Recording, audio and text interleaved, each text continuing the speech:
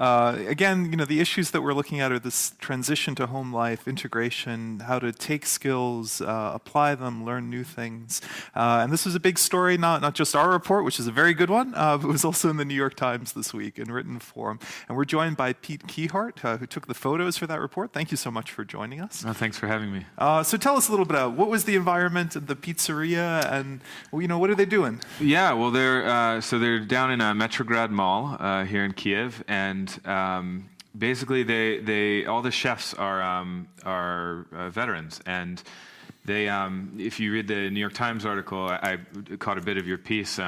Perhaps it was mentioned as well, but the guy sort of initially thought he'd hire 1 or 2 veterans. I think he has like 5 or 8 or something. I mean, it was really it brought the phrase to mind, too many cooks in the kitchen, but I think there's just the right amount of cooks in the kitchen, because they all seem to be trading stories and having a good time back there, and it seems to be catching on as well. It was quite busy while I was there. And let's mention that the pizzas are extremely tasty. They are quite good. I tried there yesterday, very good. The Ukraine pizza, and it was quite tasty. No, but I mean, they also have efforts to try and support veterans more broadly, and so you were involved with one of those, correct? Sure, I was able to go along with them. One day, they donate pizzas to the hospital, and also they take pizzas to the train station. There's kind of a staging area where soldiers who are deploying via the train to the front, it's like a special waiting area just for them. And there's some women there who have some blankets and some food that they sort of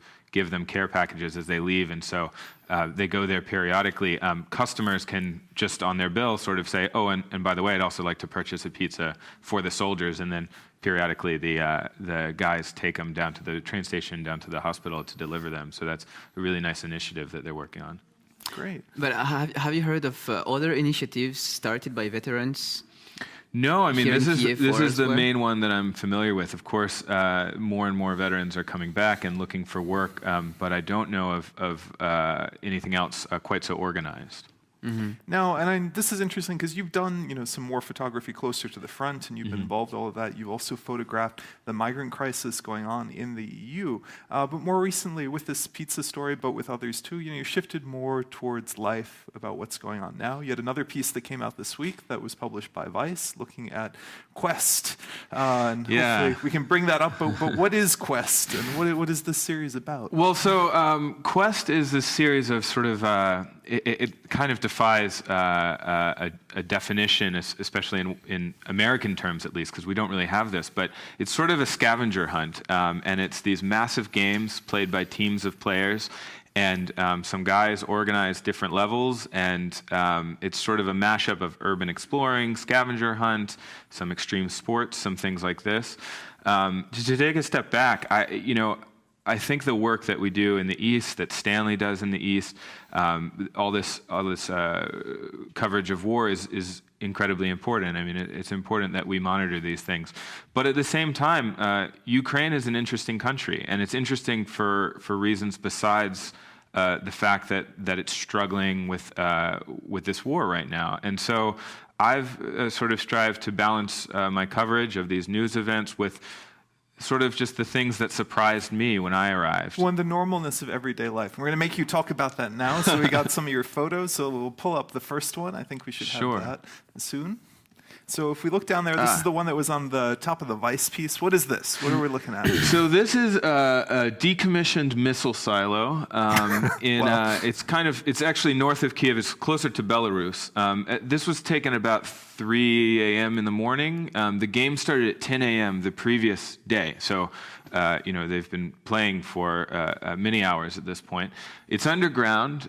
In this case, the purple is from a purple strobe light that the organizers had set up, and there's Chumbawamba's classic tub thumping song is playing over all this. So you can imagine it's a very surreal scene. One of the things that gives me a lot of hope for Ukraine is the creativity that I see among the young people. Yeah, the resourcefulness, the doing different stuff with limited resources. Yeah, and just the amazing. I mean, these guys. I was in a cafe one day and I was talking to some guys and I said, "What are you doing this weekend?" They said, "Well, we're making a quest." And I said, oh, what is a quest exactly? And they said, well, we're going to go to some abandoned factories. We have to find some codes that are hidden there to solve some logical puzzles. And I said, great, can I come along? And, sometimes you imagine it one way and it's sort of disappointing or whatever, and this kind of blew me away. But this is the impressive thing. If we bring up another one of your pictures, the setups, when you look at it, it's incredibly imaginative. I mean, we go from a missile silo to what is this? Where are we now? So this is the Kyiv Sea, which is the giant reservoir just north of Kyiv. This, I was told, is a World War II era pillbox that's sort of off, just a little ways offshore. And so a lot of times what they're looking for is some little code, and then they enter that into an app. And the app says, yep, you found it, and then it kind of gives you instructions of what to do next. In this case, the